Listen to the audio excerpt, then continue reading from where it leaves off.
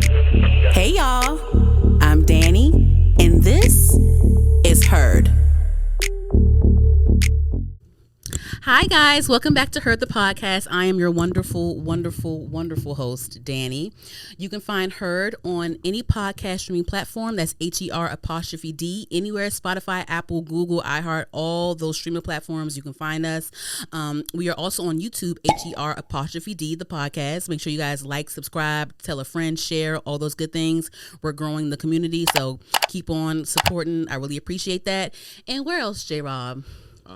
You can find me on TikTok, us on TikTok at HeardPod, HERDPOD on TikTok. Make sure you guys like and follow and repost and all that good stuff too. So yes, JRob, how are you? I'm good. How's everything? I'm good, but I ain't gonna hold you. I had to spend unexpected money twice within a 7-day span. Okay. I had to hurry up and get my brakes changed. That was annoying. Then I was driving yesterday and I turned the curb too quick. Mm-hmm. Let me see. Can I hear myself? Yeah, I can hear myself. Go ahead, talk, JRob. Yep. Yeah, I can hear you too. I turned the curb too quick. I turned it too quick. Busted my tire. Slid it. So then I had to go and get a tow and go get a new tire because the car I have doesn't come with a spare tire. Oh, it don't? It does not. Dang. So I had to get a tow to a tire place and I had to get a new tire. So that was annoying. But other than that, I mean, I'm blessed. Right, just be blessed. I'm blessed, and that's just what that's going to be. Right. Yeah. So I'm blessed. Thank God for that, right? All you can do is listen, I keep seeing the message like, God won't give you anything that you can't handle. So I'm feeling it right now. I'm really feeling it because I've been running around with like a chicken with my head cut off. Is that how you say it? Yeah. I've been running around like a chicken with my head cut off the past like couple of weeks anyway. So yeah. I like your little outfit. It's like nice and shit. I like it though. Thank you. Like the classic 574s. Nah, these 498s, 443s. 574. 574. I was right. You said 578. I said 574, then I said 598, right? Am I lying? I got those. Oh, I think you see mine. I got mine in all white with the neon tongue. Yeah, you saw it? Yeah. I used to have rocking them here sometimes. Yeah, I do. But I think I used to have the very first 574s I ever had were black with the neon blue in. Oh, okay. They were black suede with the neon blues. The very first ones I had. I don't think I've ever had the classic grays. These are my first pair, so. First pair of New Balances ever. Really? Yeah, never. Ain't you from the DMV? I mean, I never was into it, but I like That's them. like a staple. I like the New Balances. But I'm sure you had Nike boots before though, right? Did I have Nike boots? I never had Nike boots before. Nah, I had polo boots, but I haven't had Nike boots. Polo boots. Okay. Yeah, I didn't rock those. I'm still I had the New Balance. Yeah, for sure. I definitely had the New Balances. I need to get some more New Balances. And Puma and Adidas, they've been coming out with fire lately. So I think I need to get a few pair of Pumas and a few pairs of Adidas. Yes. I'm gonna just dedicate a day where I just get sneakers. Or dedicate a paycheck where I just buy sneakers. I was just about to say. What you about to say? I'm broke. No. Better call me broke. Nah, I am broke, but you know what? Broke. I don't have a broken mentality. I'm just broken broke. in the physical form at the moment. You're not broke. You're not broke at all. I was I also saw these I also saw these Vans. You ever saw these? It's these new red Vans I've been seeing on Instagram. They kind of resemble that Puma look. That like because what do Puma? Lows, huh? The low, like they look like. Is it like a soccer shoe that Puma be having? Like with the Fenties? Are those soccer shoes or are those like? Those are like soccer type shoes, right? Yeah, they kind of resemble shoes. cleats a little bit. Yeah. So I saw Vans has some red ones that kind of resemble like the cleat look, the same way the Pumas do. I saw those. Those are really cute. I think I might get those too. I think I might get that and the other ones. It's just a few things I've been seeing a lot lately. Like, I definitely want to get, like, especially for the summertime, those flat shoes. Yeah, those flat, because I'm a sneaker girl. I love sneakers. I wear sneakers more than I wear like slides or sandals or whatever. I'm a straight up sneaker girl. So like those flat Adidas, those flat Puma look. I'm definitely gonna get that because you can like wear it in the summertime. You can like wear it with an outfit or whatever. Yeah, I seen some fire ones on TikTok, but some Pumas or some Adidas. I think there was Pumas. Oh, yeah, Pumas. Those are just fire though. But. Oh, But speaking of broke, I actually came across this TikTok of this guy the other day. He was saying 9 to 5 broke versus entrepreneur broke, and he was just like, 9 to 5 broke is like, oh, I paid all my bills and I got $15 left in my account, and I ain't gonna be up till I get paid again. But versus like entrepreneur broke, where it's like, if you broke as an entrepreneur, you was broke, because it's like there's good moments and bad moments, and you just never really know when your next moment is going to happen, when your next spike is going to happen. So I was like, I thought that was a really interesting TikTok. That's real. Yeah, it definitely is. I'd rather be, if I had to pick between the two, I'd definitely rather be 9 to 5 broke, because I know when my next check is coming. I know every paycheck, every paycheck is a chance to redeem your strategy. You know what I mean? Like, oh shit, this ain't work out. So next time what I'm gonna do this way, so then I can still have this. You know what I'm saying? When I'm ready to do this.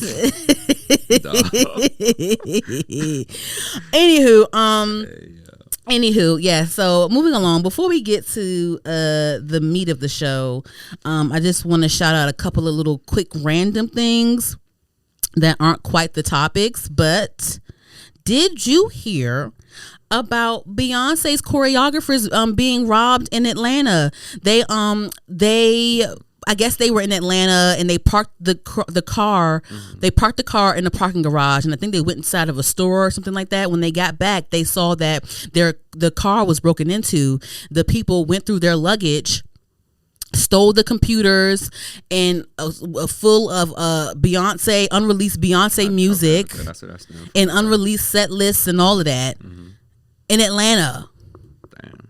I'm like, God damn! I heard they be cutting up in Atlanta, but God damn. Yeah, Atlanta don't play. They said that it was like the music was like watermarked. So I assume that,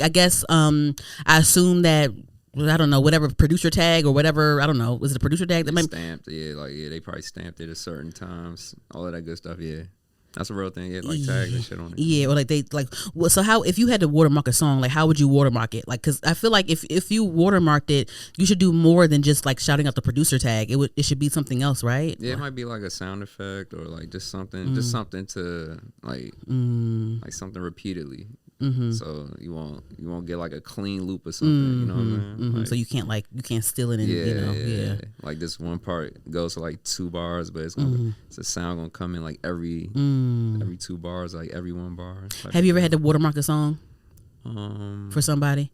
Because JRob is a producer, by the way. When he's not being my engineer, he produces music. You haven't had to do that? Mm-hmm. Have you ever had to sign an NDA before someone released some music? No. You ain't there yet, huh? But when you get that chance, oh my God, I can't wait. Right? Oh my God, JRob signed an NDA. He can't tell me. Oh my gosh, like, or like I'm talking about somebody right now on my show one day, and like you might have done a song with them, and you can't tell me, and I'm like, JRob, but what's it like? I can't say. I signed in the NDA. You already do that anyway, so I know. What? I said you talk about them anyway, so I know. I'm playing. I'm just playing. I'm mad though, because like I hope it ain't the Act 3 music. Hopefully not.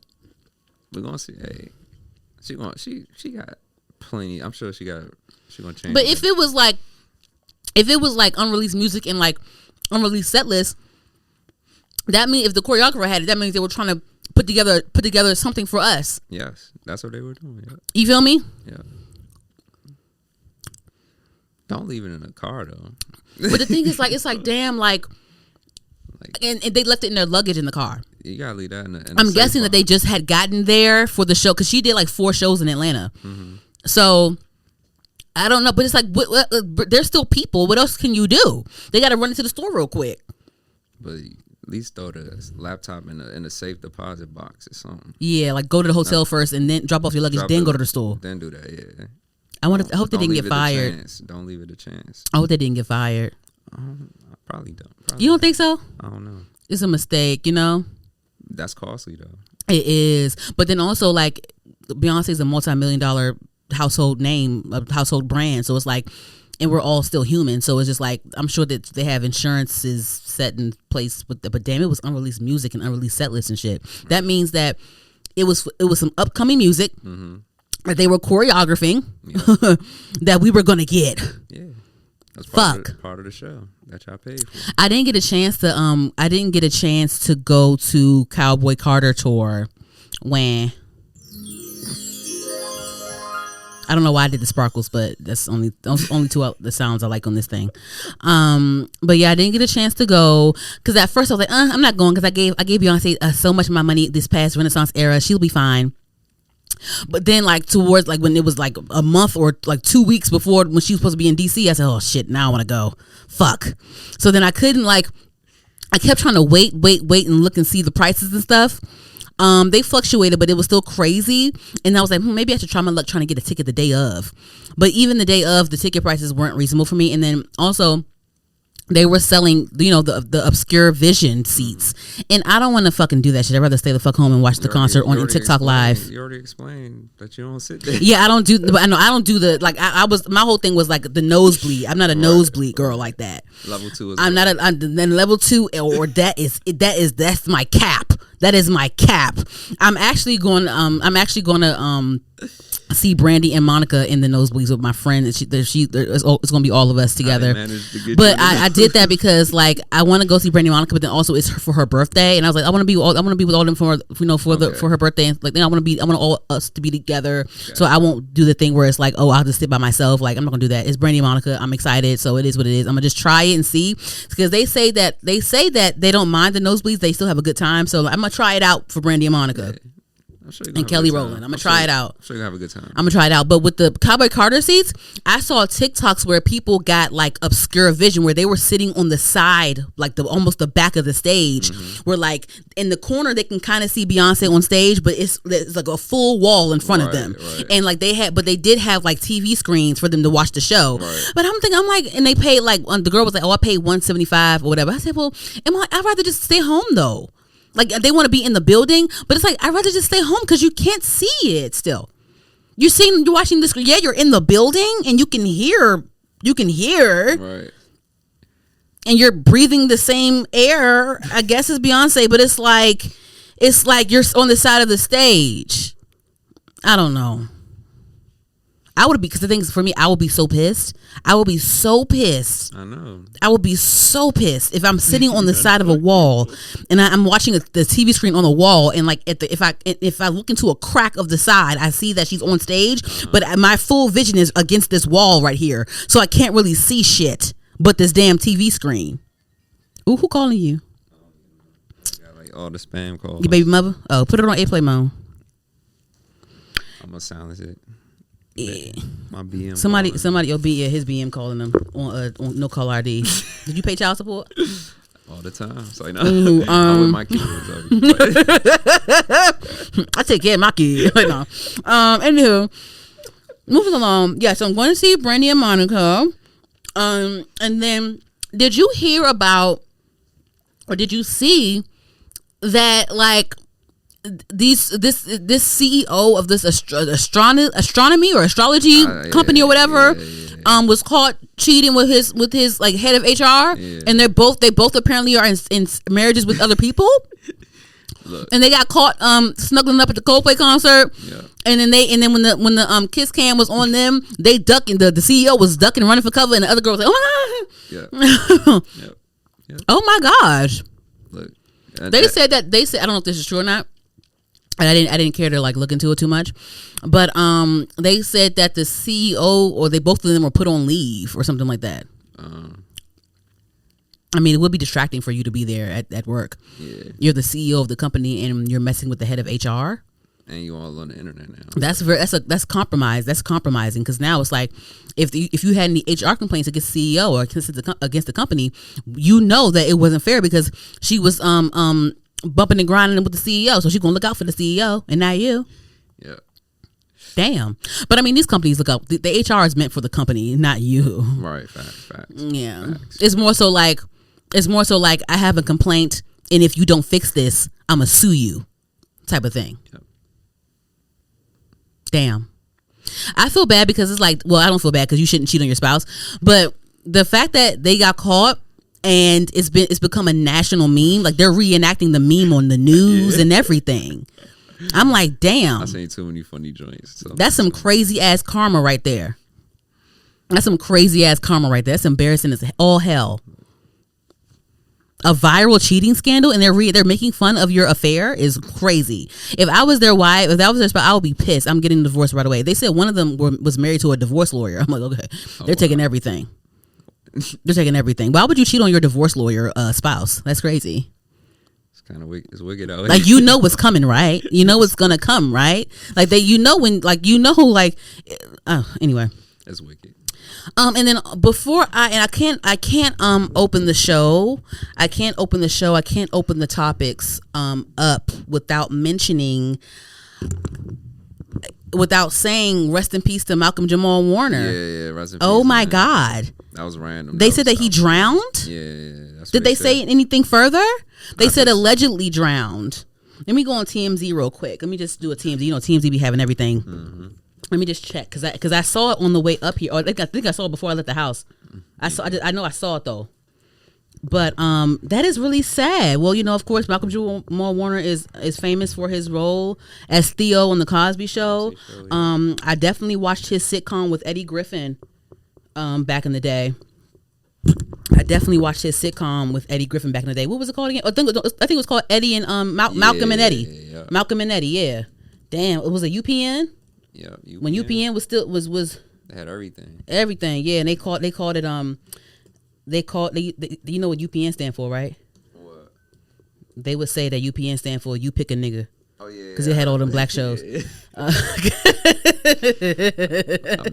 half and half, all of us, everything. Malcolm and Eddie, Eve. Yeah. Shoot. They had them all the black shows on there. Was 101 on UPN? Shoot, I think Moesha was on UPN. It was. The Parkers was on UPN. Damn, it was a you pick a nigga. You pick a nigga. Damn. Prime time. Okay. And I had no business sitting up in there cackling at them damn shows. I still was probably like 9 or 8 or something like that. Cackling at Eve. He was watching everything at like 5 years old. Shoot. We're gonna talk about I Know You Did last summer, but that came out in 97 and what the fuck is this? And that means that Scream, I think the original Scream came out in 96 and I was 3 years old. You still watch that shit? At 3, I probably did watch it at 3, but when I was old enough to know what I was watching, I was probably about 6, 7. About 7. Let me see. Malcolm Jamal Warner, because I never thought I had to type it in, and he was only 54. Oh my gosh, they said actor Malcolm Jamal Warner dies at age 54 in Costa Rica. Oh my gosh. That's crazy. Let me see. Fudge. Oh my God. Wow. Let me see something. Crazy. Let me go on TMZ. Oh, and that's such a young age. Yeah. Oh my God, it's just so scary. Oh my God. Death feels like. So they said Bill Cosby said Malcolm Jamal Warner's death feels like my son's murder. What? Oh, I guess his son was murdered? Oh shit. Oh my God. Oh my gosh. Bill Cosby's son was murdered at one point? Oh yeah. He was? Yeah. Oh gosh. Died in Costa Rica, so I guess he was on vacation? Oh gosh. Okay, I don't see a lot on here on TMZ yet, so I guess I'll keep an eye out. But yeah, rest in peace to him. So I couldn't start the show without mentioning that. Yeah. But anywho, on to another note. Welcome to the show. Here is the meat of the show, the pop culture topics, heard on the curb, if you will. If you've been watching for a little while, I call it heard on the curb. So here we go. All right. So Shannon Sharpe actually settled the lawsuit with the OnlyFans model. Oh, so at first he was going to fight it, I guess, but then he decided on settling it. I didn't see an exact number of what the settlement was, but she was initially suing him for $50 million. Of course, it's probably either that or much lower, whatever. You have any guesstimate of what you think he settled for? I say $10 million. I was about to say something like that, like $10 million. Yeah. I think he probably was like, I'm not about to fight this bullshit because at first the way he was talking when it first came out, he was like, bring it on and release the tapes and all of that. Because they said that them tapes, it was giving race play and all types of shit. And it was at that they said something about him strangling her, and like I guess it was on tape of that. It was on tape, like all that shit. But maybe he was like, look, like he saw how that whole Diddy trial was going. They releasing audio and tapes and all types of stuff for the Diddy trial. He's like, look, I don't want none of that on me. I don't want none of that on me. Even if he came out on top, it's still a court case. It's still litigation. It's still going to be revealed that you did this. Is going to still overshadow whatever future deals that you could get. So I guess whoever advised him said, look, just settle with the bitch, and we gotta go. We had to move on to these deals because he had a $100 million deal on the table right before this came out. Though they like, look, people are gonna forget about it. It's whatever, because he's still interviewing people. He's still releasing interviews and stuff. So he's still carrying on. Right. But with Chad, I'm like, look, Chad, like it's every time something happens with their like nightcap situation. Mm-hmm. Shannon Sharpe, it's always some bullshit with Shannon Sharpe, and they got to postpone it because they had I think they had a nightcap tour in the works or something like that. I think it was like a tour in the works or like a live show tour or something like that. I don't know. They had something going on where they had to postpone it because of his legal situation. And that's irritating, especially I'm Chad. I'm not in no bullshit. I mean, well, yeah, you might hear about my bullshit here and there, but I ain't in no legal bullshit. Right. Fact. That's a fact. Anywho, so there's that. Talked about Beyonce. I talked about that early. Okay. Oh my gosh, JRob. What? Megan Thee Stallion and Klay Thompson are dating. Oh yeah. I was like, "Ooh, this is really cute." And of course, I think I saw him before, but I didn't know who he was until of course he dated one of my girls. So like now I know who Klay Thompson is. I think he played for the Golden Retriever. Ooh, the Golden State Warriors, right? The Golden State Warriors, right? And then now he plays for the Dallas Mavericks, right? Yeah. Okay. Yeah. They said that he's like one of the best shooting guards. He is. He's a shooting guard, right? Okay. Yes. He was the Splash Brothers. Him and the what? The Splash Brothers. What the fuck is that? Him and Steph Curry. They're called the Splash Brothers? When they was playing, yes. That's when they was on their run. They was dropping threes. Called the Splash Brothers? Yes. Okay. Dropping 3-pointers back to back. Yeah, he's a great shooter. So he was just... He was just traded. Yeah. He was just traded recently, man.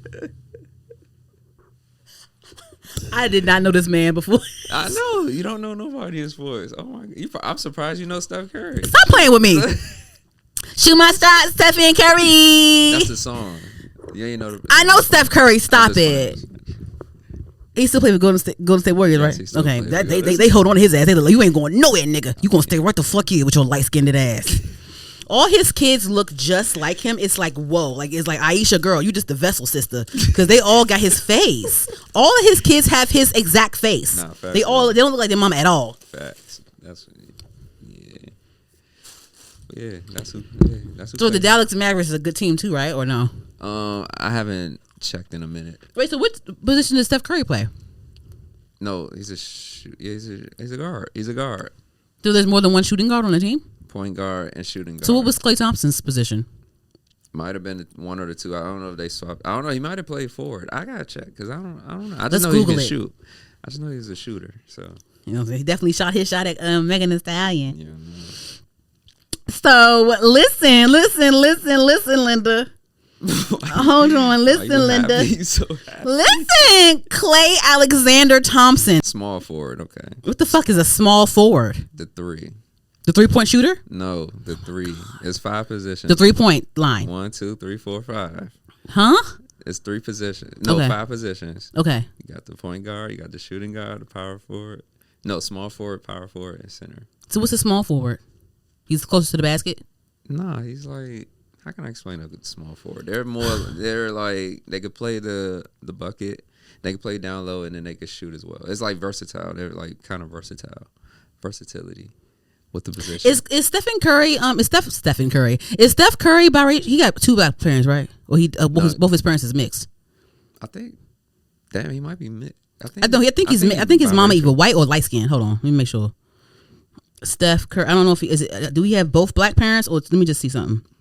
Because Klay Thompson definitely gives biracial. I'm gonna look his parents up. Hold on, what do his parents? Let me see. Steph Curry parents. I think both his parents is probably light skinned though. Okay, yeah. So his mama light skinned, and his daddy like a brown, like a light brown, medium brown.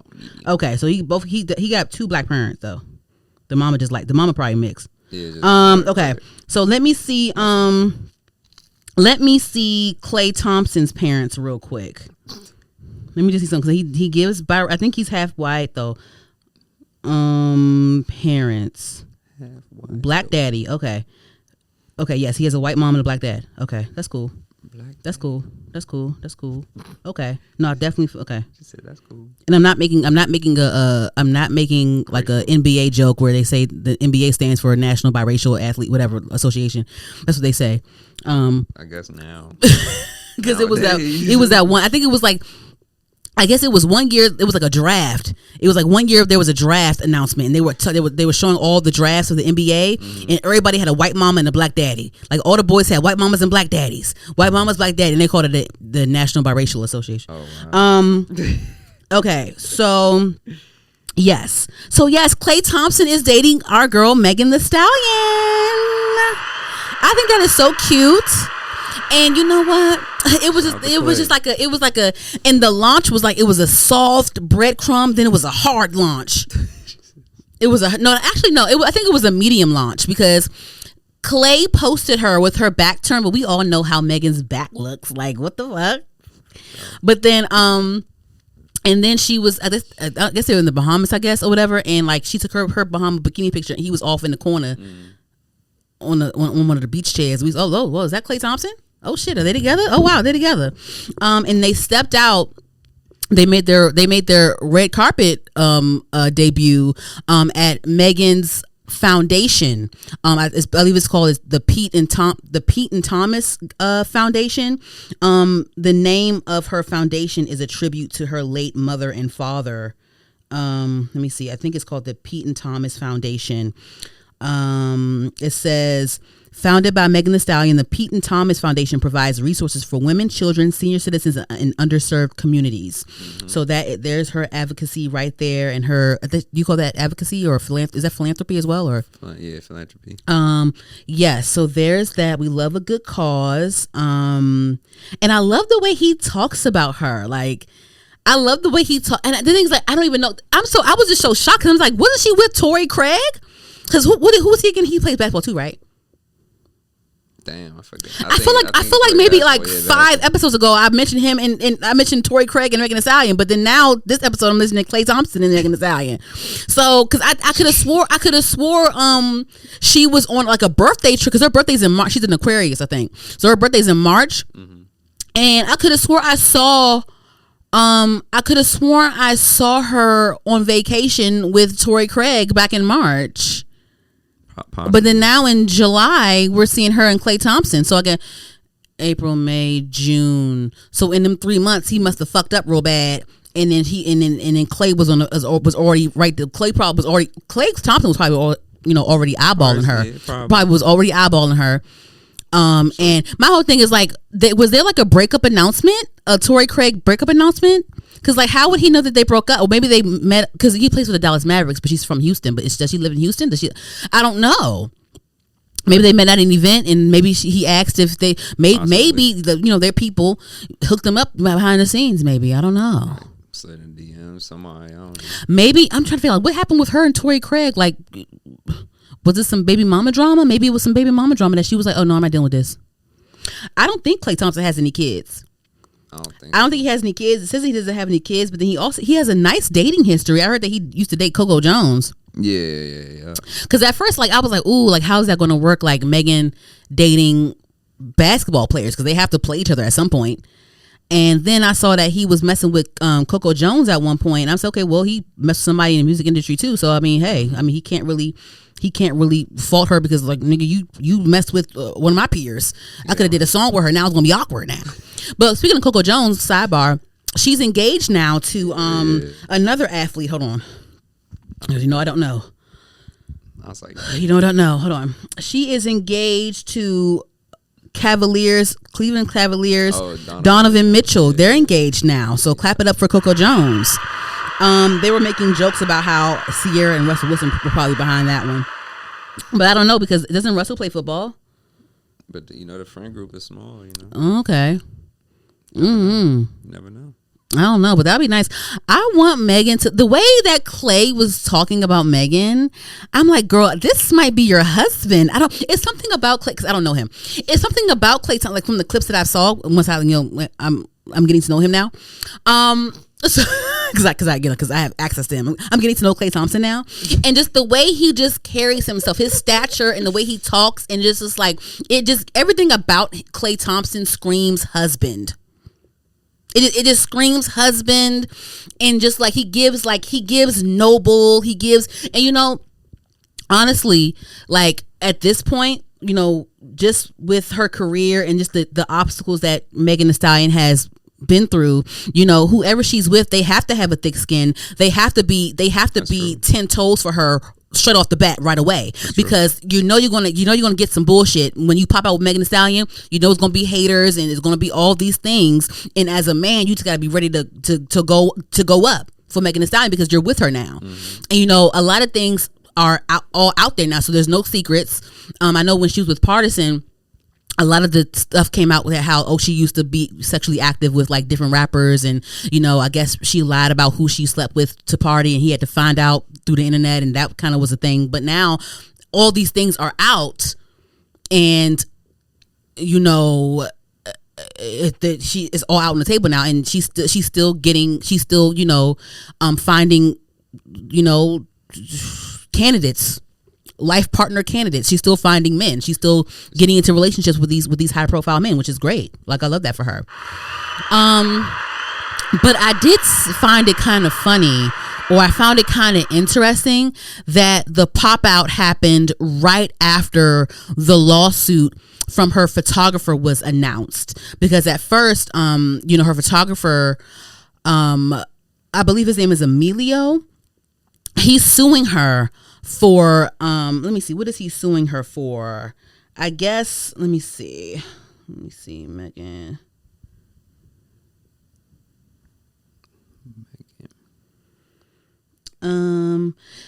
He's suing her for harassment.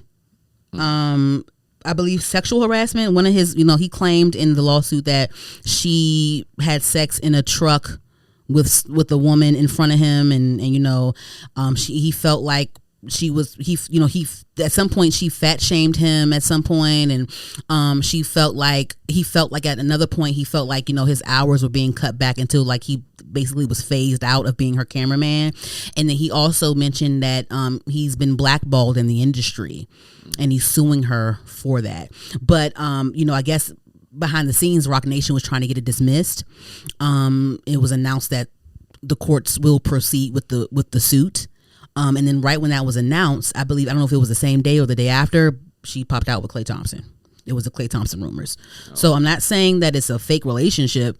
I'm just saying like, oh, this is interesting. I mean, I'm wondering, okay, did you pop out with Klay Thompson earlier than what you planned because of this lawsuit or what? But then also I'm thinking, okay, this can't be fake because this is Klay Thompson. He is an entity in his own. Like he is an NBA player. Like unless he really cares about you, he'll like, this is like, you know, imagine he has his image that he has to uphold. So unless he cares about you, he has to really care about you for him to be all in with you while you have these public lawsuits going on. These like almost embarrassing lawsuits. I feel like it's a little embarrassing to be sued for sexual harassment. You know what I mean? Yeah, it is. Like, what type of time you on? You know what I'm saying? Like, what's going on with you? Like, what? And on top of that, like, she's Megan Thee Stallion. She's still an entrepreneur. She's still a businesswoman. She is the founder of a respectable foundation. She just had a gala I don't know if it's called Gala or Gala. I think it's Gala. And she parked out with her man, and you know, let me see if I can find the clip where he was just talking so like eloquently about her. It was just so romantic. JRob, it was so romantic. They are both some big tall people now. If they ever have babies, they're gonna. If they ever have babies, them babies is gonna be some child. Them babies gonna be. Child, they're gonna have to play basketball or something. Their kids are gonna have to do something. They're gonna be you're not gonna be tall for no reason. You gonna do something. You gonna run, jump, something. You gonna do something. Something. You're gonna do something. Yeah. Something. Very much something. Okay, let me see. Feel to be here and to support Megan tonight.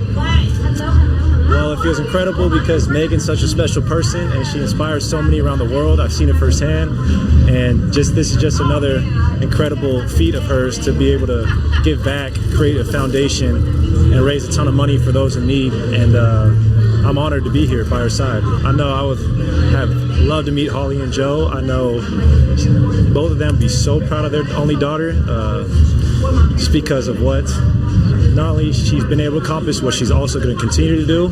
She has never been put in a box or allowed herself to be put in a box, and she just continues to inspire so many people around the world. And on top of that, raise a ton of money this evening and just do so much for so many in need. The way he talks about her, despite all of like the troubles that she has and all these things, like I love that for her. And once again, he definitely gives husband. They had a couple TikToks together. One TikTok, she was like unboxing these new things called the Labubus. Oh, them joints. Them little furry animals that you put on your Louis Vuitton purse or whatever. He bought her a bunch of those. She was unboxing them while sitting on his lap with a G-string on. He was just feeling on them thighs. And then there was another TikTok where she was working out and she was doing a voiceover. They were doing voiceovers together on her TikTok while they were working out. It was so cute. It was so cute, JRob. It was so cute. It was so cute. I love that he's with a black, even though he's a black man, but I love that he's with a black woman. I love that. I love seeing these athletes with black, like respectable black women. Brown, dark-skinned black women. I love that. Black. I love that. Blackity black. I love that. Anywho, moving along. So, oh yes. Before I move on to the next thing. So recently, this happened today. I guess let me go on here and see what podcast these grown ass men was on. These grandpas. Let me see something. You know, I'm not going to listen. Respect to Shaquille O'Neal and Mike Tyson's careers, but this is some bullshit. So they were on. Let me see. Shaquille O'Neal and Mike Tyson were on, I guess, Shaq's podcast called the Big Pod with Shaq. Yeah. So yeah, they were on some live show taping or whatever, and the person asked about Klay Thompson and Megan Thee Stallion. So we're going to listen here right now. He was in the Warriors. Did you see the news about the new hot couple? Who? It is Klay Thompson and Megan Thee Stallion. Who's Klay Thompson though? He plays basketball. He was in the Warriors. He's one of the greatest shooters of all time. He's now on the Dallas Mavericks. Really? And he's with Megan Thee Stallion. 6 weeks. I'm going to say nothing. I'm not going to say nothing. My kid, I can't say. So what Shaq is doing, he's setting the line, our DraftKicks Sportsbook line, at the summer. 6 weeks. You don't see it lasting into the fall. 6 weeks. What, did it surprise you? Come on. No. I don't know. Listen, man, she got shot for that. That might be last for a long time. 6 weeks ain't nothing. So, the guy on the show, I give a little. The guy on the show is talking about, oh, did you hear about the news about Klay Thompson and Megan Thee Stallion getting together? And the first thing Shaq says is 6 weeks. It's not lasting more than 6 weeks. And then Mike Tyson said, oh man, I don't know. Like, he's like, I don't know. She got shot for that pussy, right? Wow, these are grandfathers or people that can be grandfathers. That's crazy. That's crazy work. So once again, Klay knows what he's getting into when it comes to the public scrutiny of Megan Thee Stallion. Right. So I just can't wait to see this man stand up for her. Like, that's another thing. I hate to see black women be torn down and be made fun of and made of a mockery. But I do love seeing men and black men stick up for them. So let's see what Klay Thompson does, because Shaq was an NBA player as well. So that's interesting just to see how that goes. So let's see what Klay says, or I don't know if he's going to say anything, or like I said, I don't know him like that yet. I don't know if he's like a hothead or whatever. I don't know if he's a behind the scene type of guy where it's like, oh, let's call me, get Shaq on the phone, nigga. If you ever in your life talk about you know what I'm saying? Like, you don't know if he's going to do it over the phone. Probably. He might, he might do it over the phone, and then next episode, Shaq's gonna be like, "Hey guys, I'm sorry. Apologize. I spoke to Klay, and I'm sorry." You know, like whatever. Anyway, so that was interesting. That's crazy. So today y'all actually believe she got shot now. If y'all believe she gets shot, if the joke goes that way, but if the joke goes the other way, it's the other way. Which one is it? Anywho, next topic. And just real quick, I had nothing to really say about this. The other day I saw Nicki Minaj going at it with SZA. That was kind of strange. I never thought I would see that coming. And that's all I'm gonna say on that one. Next. Lastly, on the list, are you familiar? I know, because I've gotten into streaming a lot lately, watching all the streamers and stuff the past like year and a half. Are you familiar with the streamer named Neon? Yeah. He's a young boy. So I guess he's like, they said that he's like half Pakistani, half Indian, Hindu. Something like that. Something like that. So I guess he had, I've seen his face. I've never dove into his content. Mm-hmm. So I guess he had some sort of, he had like a shtick going on at one point where he was super racist and, he was super racist. He talked, I saw some clips after when I was researching, definitely tore down black women, black people. At one point, I guess him and Cenat got into it. Yeah. He said that he was going to F his mom and called his mom Harriet Tubman and all kinds of nasty things. I saw one clip where he said, I think he was trying to say that Ruby Rose was fine. Like I think he was trying to say that Ruby Rose was like hot. But he was like, yeah, I usually think black women are hideous, but Ruby Rose is just like, I think I saw him say that. I was like, okay. And there's another guy, there's another one, another weirdo.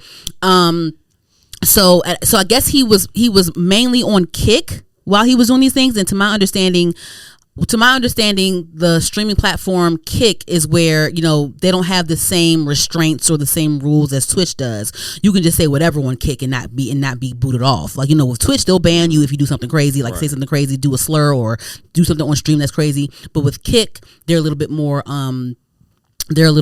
open. Where you can say whatever, do whatever on Kick, and I guess he would do all those things on Kick.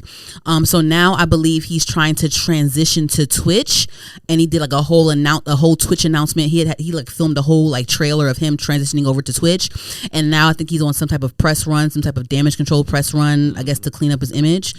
He's 20 years old right now, to my understanding. When he was doing these things, he was between the ages of 15, 16, 17, whatever, 18. Like that, yeah. Still whatever, but you know, whatever. So he was recently on the Breakfast Club. I saw. I ain't gonna lie. Because I do the Breakfast Club every morning. I go straight to when I wake up. I go straight to the YouTube. I play the YouTube while I'm in the shower. And I saw his thumbnail on there. I said they interviewing Neon. What the hell? Did they do this because they can't get Kai? What's going on here? Didn't click it. So I keep seeing like little clips of like, oh, people saying that they bullied him and the Breakfast Club was so unprofessional. Blah blah blah. I'm like, what are y'all talking about? So I actually took the time to watch the full interview. Oh, you watched it? Yes, I did. I watched the full interview. Oh, and first off, this is what I'm gonna say. This is what I'm gonna say about this. When have y'all ever upheld the Breakfast Club to a certain quote unquote professional? They are professionals, but like, why are y'all all of a sudden acting like the Breakfast Club was some cookie cutter show where it's like they're never gonna say this and that, and then like the Breakfast Club is known for its shock. The Breakfast Club is known for its edginess, especially when they have guests on the show, especially when they don't have guests on the show. Yeah. So my whole thing is, excuse me, what? Anywho, let me see. Did I save any clips of this bullshit? Let me see something. I want to see if I can find a clip of the interview. If not, that's still fine. I can still talk through it. There's a small little, let me see. Okay, so throughout the interview, of course, The Breakfast Club is a show full of black hosts. And they have this young man on in their chair with a digital footprint, a history of bashing other people of color. He's a person of color as well. He's Indian, which is like, but you know, just because you're someone of color doesn't mean that you have prejudices against other races. But anyway, of course, they have this man on his show, and he's trying to do this press run of his transition to Twitch, and he's trying to polish up his image and stuff. They're going to they're going to confront you about all the racist things that you have said over the past several years, 5 years, several years, 5 years, and several years. So of course they're bringing up certain things that he said and done, and they're confronting him. Jess Hilarious was definitely confronting him. Charlamagne was confronting him, asking him questions. I'm gonna play one clip though. This is where they talked about how him and Kai got into it, and he called his mom Harriet Tubman and said he would F her. So here's one clip of that. Here you go. Crazy. So look, more specifically, what happened with you and Kai? What was it? So he said like something little, and I think at the time it pissed me off. And then what do you say? Well, I don't really remember the exact details. This is years ago. I got short-term memory loss. But and then I said something back. What'd you say? I'm not gonna repeat it. I don't want to repeat it because it was messed up, and I would never say anything like that again. Do we know what he said? He said it about his mom. What? Yeah. Go ahead. Say what he said, Jess. He said that you would fuck his mom and that she's a fat Harriet Tubman bitch. Yeah. Jesus Christ. Yeah. So not only did you disrespect Kai's mother, you disrespected Harriet Tubman? Yeah, because like I said at the time, it wasn't really a thing where I just did whatever, what came to mind. Like I was just like the shock factor. Like I wasn't thinking. Obviously, now that I'm in the real world, now I'm going out and experiencing stuff. That's not something okay to say at all. How old were you at the time? I don't know. This was. Does anyone have that? How old was I? You're 20 now. You're 20 now. So this was before COVID, during COVID. I think. It was after COVID. I think after, yeah. I think after. It wasn't really like that long so ago. 16, well, no, 17. I feel like I've speedrun life. This past like 2 years, I feel like I've lived like 5 to 10 years. Like I've ran through so much. Because before then, when I was at home, I was just so secluded, and I just didn't know much about anything at all. I was just so the whole time they're calling out certain things that he's done. At one point, like you see how they're asking him like, "Oh, when did you say this? How long ago was this?" And he's trying like, oh, I don't remember. Oh, I don't like. And then like, there's like, it wasn't that long ago. It was like, like it wasn't that long ago. And like, they're sitting here like asking him like, do you feel this way today?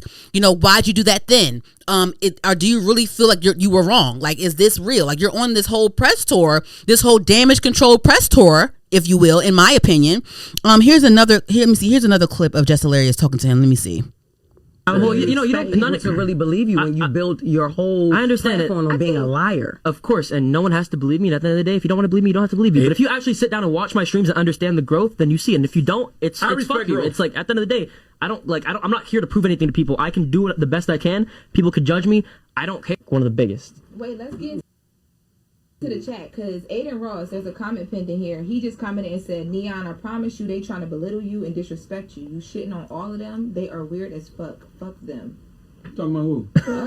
In here. The chat is live in the Breakfast Club. He's shitting on them. Anyway, go ahead. That's what Adin Ross. This is not Adin Ross's interview, so fuck him too. Wait, hold on. We're all friends, okay? I think the comment is pinned in the chat. I think I'm in the chat with the W. You feel like we trying to belittle you, Neon? I think as we should all come together and I'll just spread. Fuck all that kumbaya shit. Fuck Adin. No, wait, all right, come on, that's my guy. I don't give a fuck. Listen, Harriet Tubman, my aunt, nigga. You think I give a fuck? I don't give a fuck. But you're comparing something now to like. I'm not gonna lie, your chat is wild racist. Yo, they right there. They like go, they black bitch, monkey, watermelon, emoji. I'm literally looking and I don't see any of that. What? They race baiting. Cause fuck the short hair monkey. They race baiting. Fuck. Oh, it's moving too fast. Yeah, whoa. Fuckers was here. They wouldn't say it at all. That's another thing about streaming and just being behind. You also have to understand this is the internet. This is not just my chat, my community, right? This is the internet. The internet, just like me back then, would say whatever they want. Yeah. So this isn't like a representation of me, obviously. But it's funny though, because the reality is, I know this is a bunch of kids in here who don't know no better. But if we were really assholes, we wouldn't have had you up here. And as soon as I heard about the Cenat thing, we'd have told you to get the fuck on. I mean, you know, disrespecting somebody's mom and then saying that shit about Harriet Tubman. If we were really being assholes or really trying to belittle you, we would told you. I understand that, man. I just feel like at the end of the day, you can't hold something against someone if they're changing and becoming a better person and understanding. How do you know you're changing and how? Well, you don't to really believe you when you build your whole. I understand it. On being a liar. Of course, and no one has. Well, and like Jess Hilarious the whole time. Jess Hilarious is saying like, how can we believe that you're really a changed person when you're here because of your hate, your hateful comments, your trolling? How do we now know that you're not that person anymore? How do we know that this is real? That was her whole thing behind it. And then also, these are black women up here, and you're talking about Harriet Tubman and as an insult, and then like but that was right after you said that you were going to F someone's mom, someone's black mom. Like I don't. And then so then they're reading off the chat. They're reading off of Neon's chat while they're interviewing him because he's live streaming the interview as well. They're saying F those monkeys, watermelon, poop emojis, all types of racist stuff in the comments in the chat, right? So Charlamagne mentioned like there was one comment saying like, oh, they're race baiting you, those monkeys are race baiting you. How can you call someone a monkey in the same sentence and say that they're race baiting you when after you call someone a monkey in the same sentence? Do you understand? The people like JRob, since I've been like really more consistent with uploading and stuff, I get like idiotic comments as well. Like imagine my little small platform. I'm still getting idiotic shit as well, right. Like crazy shit. I'm like, did you watch the clip? Although I know it's clipped up, but did you watch the clip? Are you still commenting this after you just watched this clip? No way that you're commenting this after you just watched this clip. So like, it's like. It's becoming more like, wow, there's a lot of people out there that are just idiots, delusional, all kinds of crazy shit. But it's just like those people these people really exist. But but Jess also said like if they were here in this room, they would not be saying all of that. Not at all. But it's like his hateful comments are proving the point as to why they feel the need to confront this young man in front of them. He's 20 years old. He's a young man, but he's still an adult, and he knew that it was wrong what he was doing. That's why he was doing it. He knows this.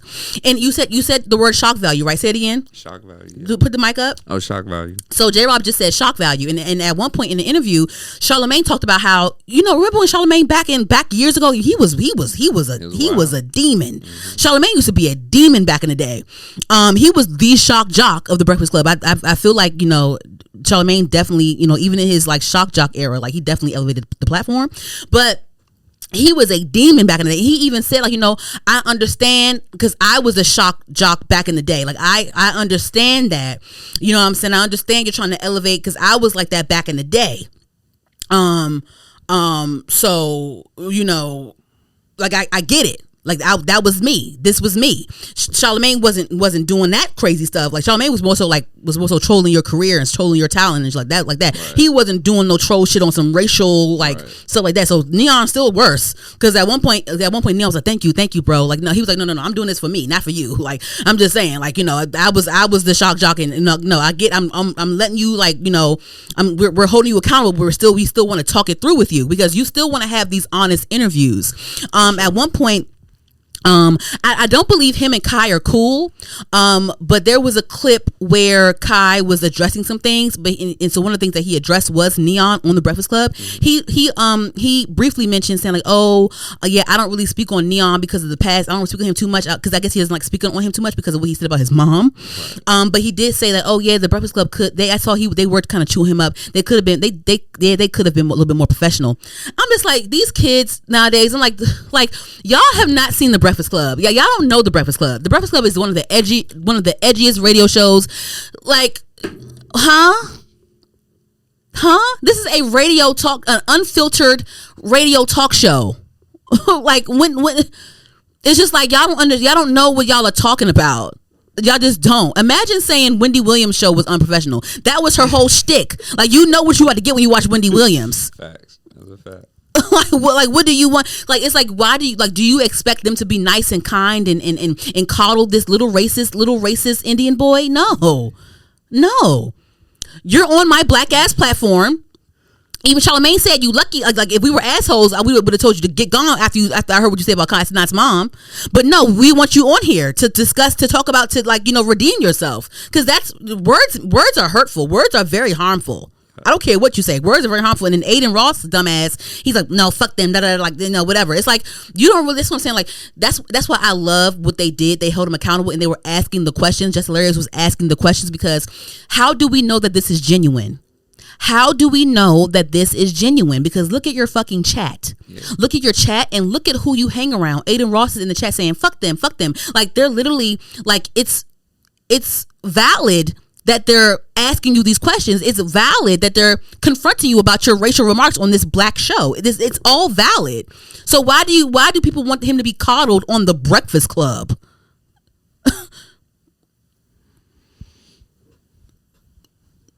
No. And then also, so I was reading comments right on TikTok. If you ever want to get more irritated, go read the comments, child. So in the comments, there was one or two comments that had some sense, but then most of them were, the rest of them were just like, oh, they bullied that boy. This is so unprofessional. I watched the whole interview, JRob. It was very professional. They kept their cool the whole time, because he talked about Harry. He said racial shit, and they kept their composure with this boy on here.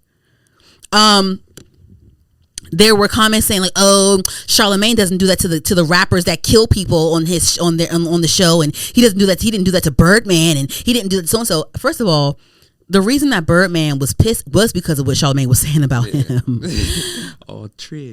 But then Birdman left out the room. He was in it for maybe a minute and left out the room. Yeah. And then on top of that, we saw Charlamagne get beat up before. In passing, we've seen, and the thing is, even after the whole little scandal where they said, "Let me get a drop," what was it? "Let me get a drop," or some shit like that. They said he was in Fredro Starr. Q from Moesha. He was in Fredro Starr's face. They were about to fight. He was pissing Fredro Starr. I think he pissed off Beanie Siegel.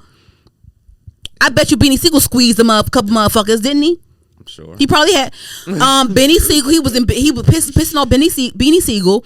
I think that didn't Nelly want to fight him one interview? He was pissing Nelly off so bad that he wanted to fight him in an interview or something. Like, people, these gangsters, these rappers have wanted to fight Charlamagne on camera after what he provokes them on camera. So we've seen this. So it's just like, what do y'all even talk? Y'all just say anything. Y'all just sit and say anything. Y'all literally say anything. It's like y'all are idiots. JRob. So Cenat's crew, AMP, they're doing a whole like summer stream. They're streaming every day of July for 30 days. So I've been watching their streams and stuff. And so each person is taking like a turn, like streaming like at certain times of the day. And then they usually end off with Kai, or they probably end off with Phantom or whatever. So I was watching the stream one day. So I was watching Chris Next Door.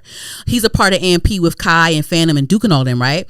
And Chris Next Door, he's from PG County. So I definitely keep an eye on him, because I'm like, oh well, shit, he from Maryland. Like, he from Seat Pleasant. He said he from Seat Pleasant.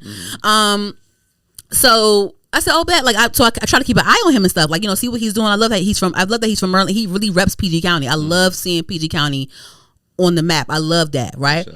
And I love how Reggie's putting Baltimore on the map even more. Because we when we see Maryland people, we more so see like Baltimore, Maryland people type shit. Like, we see like Jada, Monique, and who else is from Baltimore? There's a whole. Yeah, so we usually see a lot of Baltimore people or whatever. We got Taraji from DC. We got Regina Hall from DC or whatever. But like, I love seeing a PG County person on, right?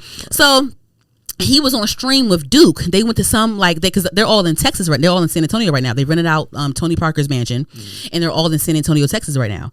So they were at some like seafood crab place. Him and Duke Dennis, they were eating crabs, right? So Duke popping them crabs. He eating them crabs. He from South Carolina. He plucking them crabs. He eating them shits, right? Chris Next Door is sitting here like, yeah, like, how you do this? How you eat this? I'm not really a crab guy. I'm like, nigga, ain't you from Maryland? You don't know how to eat crabs, right? So that was the whole joke, right? So I'm watching so I missed his stream, so I watched the clip on YouTube, and so people in the comments say like, "Oh my God, you're from Maryland, right?" So then I comment, like, "Yeah, like that's." I said, "LMAO, that's crazy. Like, how you from Maryland? Like this playful." I'm like, "How you from Maryland? Don't know how to eat crabs?" Like, LMAO, this same play. Like, I comment on YouTube channel, so people replying to my YouTube comment on YouTube. I saw they like, "Oh well." And y'all just get so butthurt. Crabs in Maryland, they're not even local. They're imported from somewhere else. I'm like, okay, I don't give a fuck. I'm like, okay. So I'm sitting there like, okay. Did you see that I said that it's not from, like, I said a lot of things we eat are imported. I don't give a fuck. Like, what did I do? I didn't ask you this, right? And then so they reply to me, you're bruised because you guys take so much pride in your crabs. They're not even local. You guys say you're bruised. You have a bruised ego. Like someone saying that to me right now, saying that to me. I'm just like, what? I'm sitting there like, Internet is crazy. I'm like, what? Somebody else, so I'm replying sarcastically, right? Somebody else is like, yeah, like you're just mad, like you're just mad, like they're not, like he's telling you they're not even local, they're not even local crabs. I'm like, what did I don't give a fuck about. I don't care. I'm just talking about how this nigga from PG County, and he rep PG County, and he don't know how to eat crabs. Because from where I'm from, PG County, you'll get clowned at the cookout for not popping them crabs the right way and not eating them crabs the right way. What you doing? Like my uncle Shayla's father, we eat crabs at his house. Right. And I remember when we was little, I do like, he like, no, dude, no, you better eat, no, what, no, you got, you did, what you doing, her father, like, no, what, no, you get clowned at the cookout for not eating crabs right. Pop them crabs like you know how to pop them crabs. That's it. But it's like people are so delusional. I'm like, what in the world? I don't give a fuck about them crabs. I don't care if they was from fucking. I don't give a fuck where they from, Mississippi or something. I don't give a fuck. They're here and I'm eating them. They're here and I'm eating them. I don't give a fuck where they from. Why the fuck would I care? Your groceries are not local. Yes, certain ones, but not everything. But yeah, but.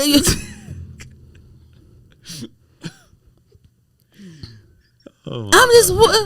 Comments is the comments. I was like, huh? That's what reminded me when they said that those monkeys are race baiting you.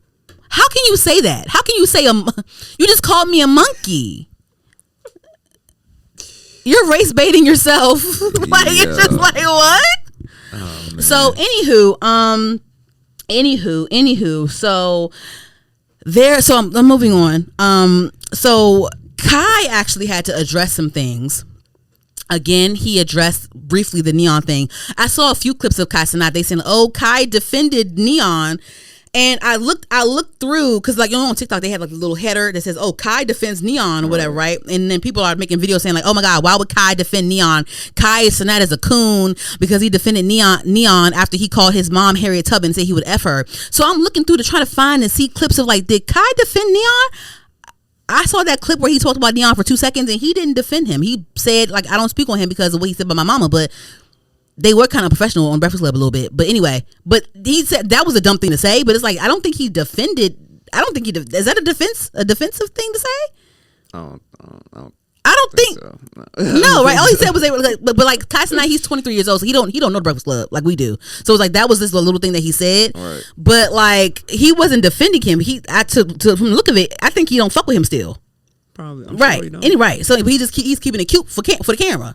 He don't, you know what I'm saying? He keep it like whatever.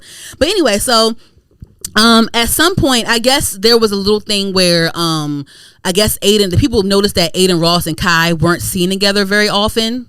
Or whatever, and so I guess Adin hinted at them not being that cool like they used to be, and blah blah blah. So Kai actually went on stream and was, you know, basically addressing like, hey, like, you know, you don't see me on Adin Ross's stream like that no more, or you don't see me with him like that no more, because every time I comment in his chat or every time I'm present in his stuff, it's a bunch of shit emojis, a bunch of watermelon and monkey emojis, gorilla emojis every time I'm in his stuff. So I just want to separate myself from that. I still mess with him, but I just want to distance myself from that because I don't want to be in that. I don't want to be in that. I don't want to be involved in that because y'all don't know how to act.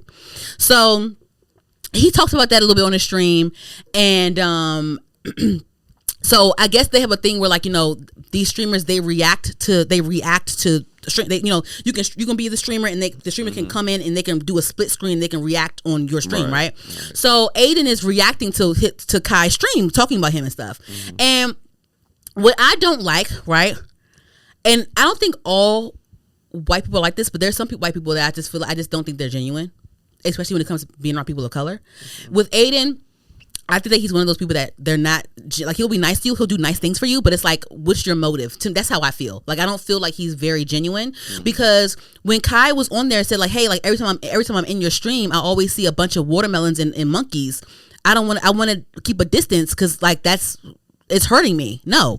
And so Aiden is reacting to it, and he's saying like, "Oh, but that's everyone's chat. That's everyone's chat. Like that's everyone's chat. Like that. Fuck that. But that's everyone's chat though. That's everyone's chat though. He's not reprimanding his chat. He's not saying, "Hey guys, stop, chill out." He's saying, "That's everyone's chat. That's everyone's chat." And I think at one point, because Cenat, he's friends with that Asian boy named Ray. You know Ray, right? Yeah. So I guess like he brought up the time, like, well, because Ray said the N-word one time, and I guess Ray said the N-word one time, but like Ray is still learning English, and he's around a bunch of black guys. He probably slipped up and said it and didn't say it anymore because I don't see him say it. So he probably learned a lesson real quick. Like I feel like that's reasonable to me in my mind. Whatever, right? Okay. So then he's watching Cenat react some more, and Cenat also goes to say there was one point where Cenat had that McDonald's deal, that chicken Big Mac shit that I did not try. Did you try that shit? I didn't try that shit either. But he had the whole chicken Big Mac deal, right? And so he's talking about how one time Adin Ross's manager called his phone. Adin Ross' manager is a white man, by the way. Of course, he's probably a hip hop black person enthusiast. But he called Cenat on the phone saying, he said, Kai said, your manager called me at 4 a.m. Talking about a chicken Big Mac, nigga, a chicken Big Mac, nigga, at 4 a.m. on Cenat's phone. And he was like, yeah, I didn't tell you about it because I'm like, I didn't want to I didn't know if I should crash out or not. Like, I didn't know how to deal with that. Like, it's just like, what the fuck is this man on my phone? So, like, so he detailed that situation. So then Aiden's like, what? Like, so then he calls his manager on stream, and then his manager's like, he's like, hey, did you say that to Kai? And his manager's like, I don't remember that. I mean, if I did, I didn't mean anything by it. And Adin was like, okay, well, I mean, you're good, whatever, you're good. I mean, well, he's like, well, I mean, I can't say that you're good, but I'm just saying, like, whatever, right? I just feel like in my opinion, because Adin Ross, he surrounds himself with black culture, with black rappers, black streamers, all those things. I heard that he's very generous. I heard that he gives them gifts and does all these things. And I understand, like, being white and loving black culture, like, that's what it is. You're, whatever, right? If you really care about what hurts people, and you really call these people, because he calls these people his friends and stuff, his brothers, his whatever. But if you really care about me, you should understand why that hurts me. And then you should also understand that you should condemn that in your chat. These are your supporters. They do it because they know that you don't give a fuck. And to my understanding, if you have a chat, can't you filter out your chat? Can't you mute words? Can't you mute things in your chats? I don't know. You can mute certain comments on Instagram. Right. I think one time when SZA was on Cenat's stream, they said that he muted certain words. Okay. Because she's a very sensitive whatever. So I heard that he muted certain words in his chat when she came on his stream. Gotcha. So it sounds possible. So why don't you do it on your stream? And why are you shrugging it off and saying that, oh, this is everyone's chat, huh? Anywho, yeah, I'm just saying, like, that's what I just feel like. If you're a success, this is just my outlook on things. If you're a successful person of color, especially in the black community, just be careful with people. Be very careful and pay attention to how they treat you and how they treat others, and be attentive and pay attention to what they condemn and what they don't condemn. Because if I was Cenat, I wouldn't be calling Adin my brother no more. I just sat here and told you that it hurts me when I go in your chat and I see a bunch of emojis of gorillas and watermelons and monkeys and stuff, and you're shrugging it off saying that's everyone's chat. Like, you're not my brother. I don't trust you. I don't feel safe around you. I don't trust you. Because let's not lie, Adin Ross and all them, they're around each other because it's beneficial. Period. For sure. Period. I didn't like the way he talked about Doechii. He said that he called Doechii like a motherfucker, you untalented motherfucker, a bitch, all this stuff. He clowned Megan Thee Stallion for getting shot because he's so Team Tory. He don't give a fuck about women. Then my whole thing is, how can you sit there and say Doechii's untalented, but then you're all up on Sexy Red? And no disrespect to her, but it's just like, Sexy Red is more of a I don't want to diss Sexy Red by saying this, but Sexy Red fits the mold of the caricature. Ooh, am I saying it right? Caricature of the stereotype, like, fits more of the stereotypical black girl that the white community condemns, versus a Doechii, where it's like Doechii is a multidisciplined artist. if anything, she is the talent. She is multi-talented. Yeah. But it's like you'll say that about Doechii, but then you'll sit here and you'll uplift Sexy Red because what, she was on a Drake song or Drake loves her or what? What is it? It looks good that you're with Sexy Red on for stream or what is it? How can you say that about Doechii and not feel the same way about Sexy Red? How? So none of this shit is genuine. I just want all the black kids to be safe. I'm serious. I want all the black kids to be safe. No, seriously, be safe and watch your surroundings. Be safe, watch your surroundings, and watch the people around you. Pay attention to what they allow and don't allow. Because sometimes that shit, not to be dramatic, sometimes that shit is life or death. I'm sorry. Nah, facts though. That's a real. PSA. That's a real. It gets to a point, dude. Like, it gets to a fucking point, in my opinion. That's true. That's all for me. We've been on here yapping. Yeah, that's all for me. Real quick, on to the shows and the music real quick.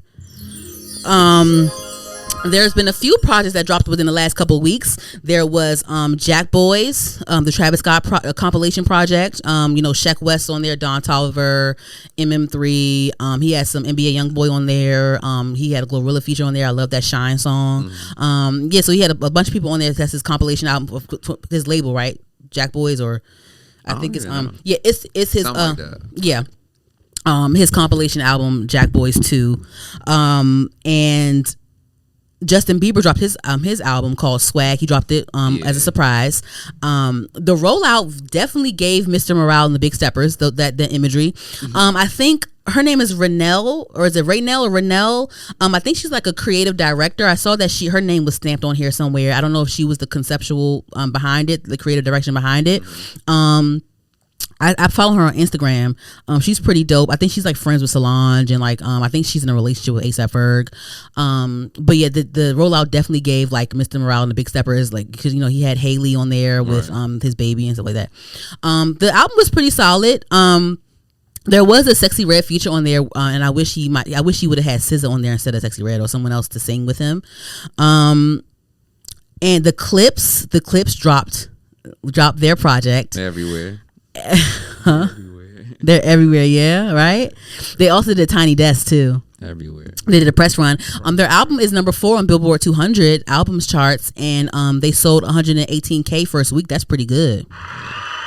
It's their first album in 16 years, right? Is that true? I think that's what I read. Their first album together in 16 years. Yeah, I'm glad that Malice came back. Yeah, he been killing it. Yeah, like I definitely appreciate the Clipse for sure. I saw Pusha T in person in passing one time. He was in DC doing something. I think this is when one of his solo albums had came out. I think it was back in this had to be 2021 or 2022, whatever album it was, in 2022 or 2021. He was out doing some press and out doing like some promo, and he had like a pop-up. He had a pop-up down at Union Market at the Somewhere shop. I saw him in passing. He was nice. He waved at me or whatever. He was nice.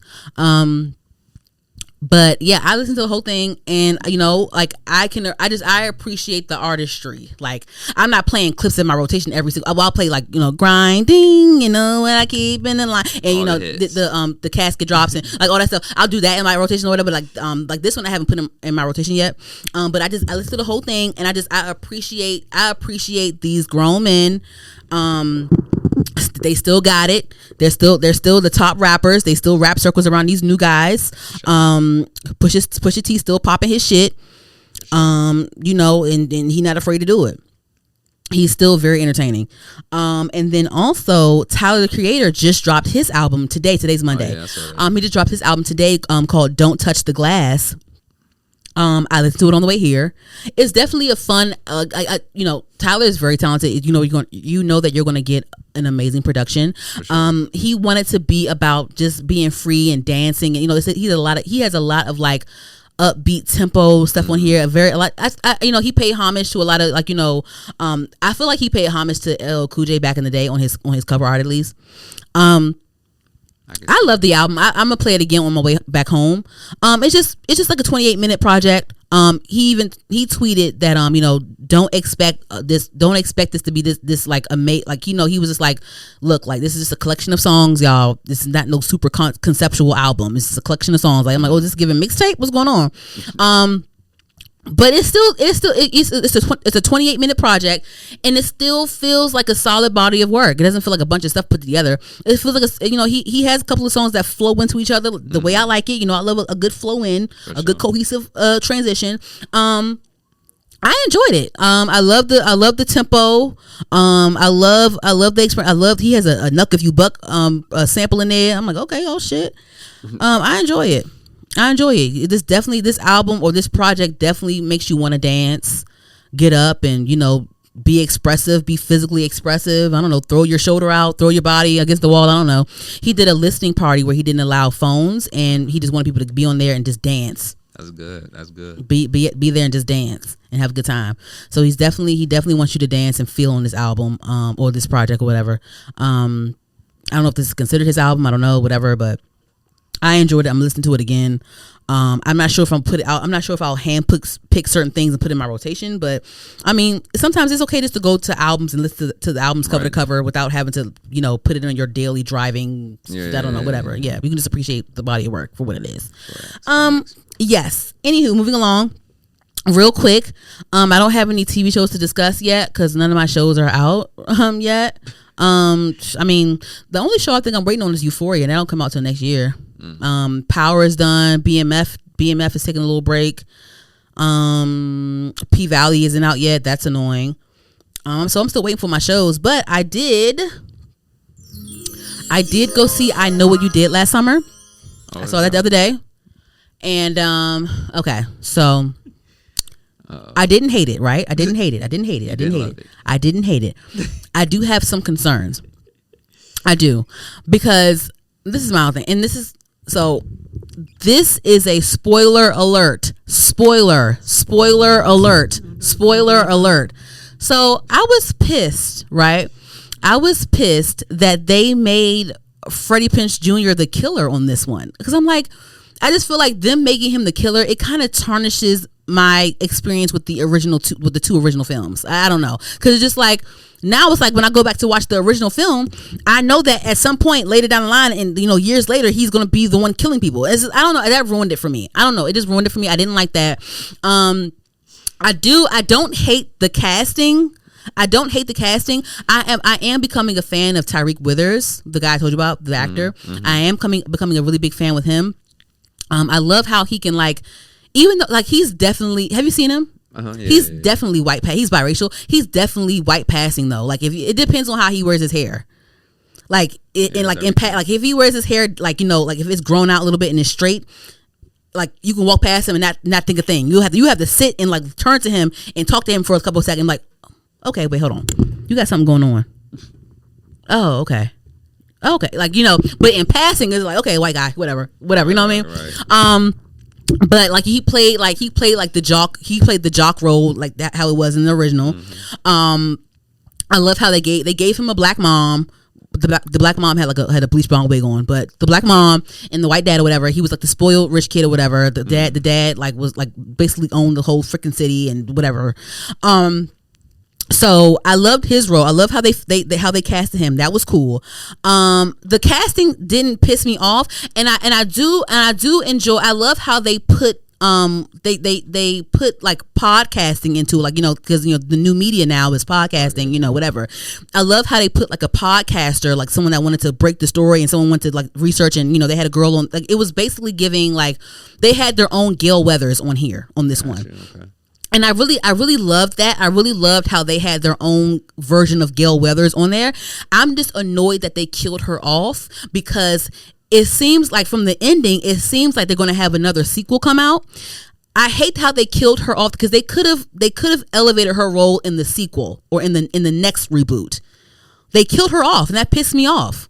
Like, why did they kill this girl? She could have been useful, because they the Scream has Gail Weathers, and I feel like Gail Weathers plays a key role in every movie. Mm-hmm. They could have done something with her. I thought it was annoying how they killed everybody but the two girls. And then, like, at the end of the freaking movie, they went and they left the hospital and went and grabbed ice cream on the beach, like, as if like their boyfriends didn't just die. Like, one girl, both her fiancés were killed in front of her. They were killed. Damn. I was like, but then y'all were grabbing ice cream at the end of the movie as if all your friends didn't just die, and like that you didn't see all of their dead bodies.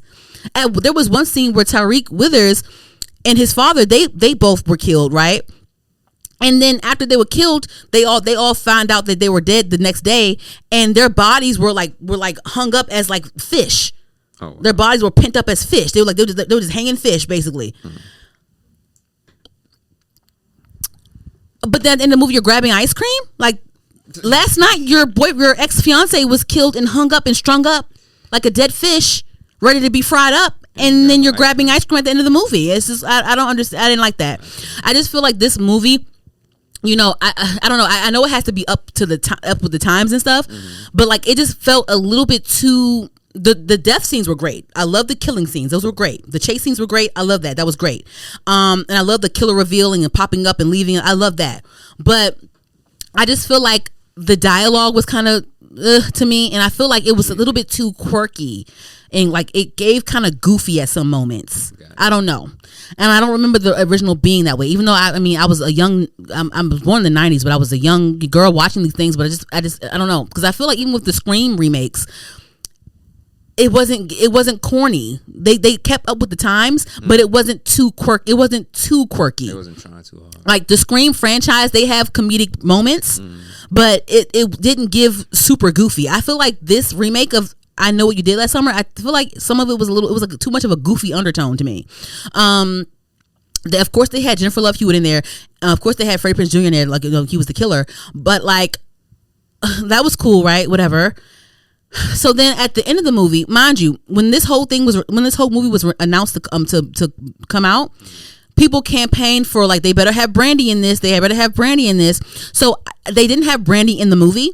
They didn't have her in the movie, but at the end of the credit, after the credits, of course they had Brandy in the after credits, right?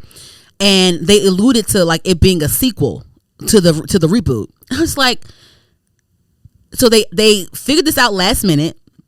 And I feel like they filmed that whole little scene last minute after the movie was shot. They filmed that whole film last. I don't think they had any plans on doing another remake. I don't think they had that. I don't think that. They filmed that ending credit scene last minute, in my opinion. And then because on the ending, this is a spoiler alert. On the ending credit scene, they come in where Brandy and her husband are, you know, at their house. Brandy's on the couch watching the news and how they're reporting about what just happened, you know, what just happened or whatever. They bring up Julie James, and she's like, "Oh my God!" She was like, "Oh my God, somebody always trying to kill this girl," right? Of course, she was in the sequel with her, right? The original sequel with her. Yeah. So then 5 seconds later, Julie comes to her door, knocks on her door. She opened the doors up, and she's back saying like, "Oh hey, like, you know, I'm sorry to, you know, whatever, like, you know, I got this note."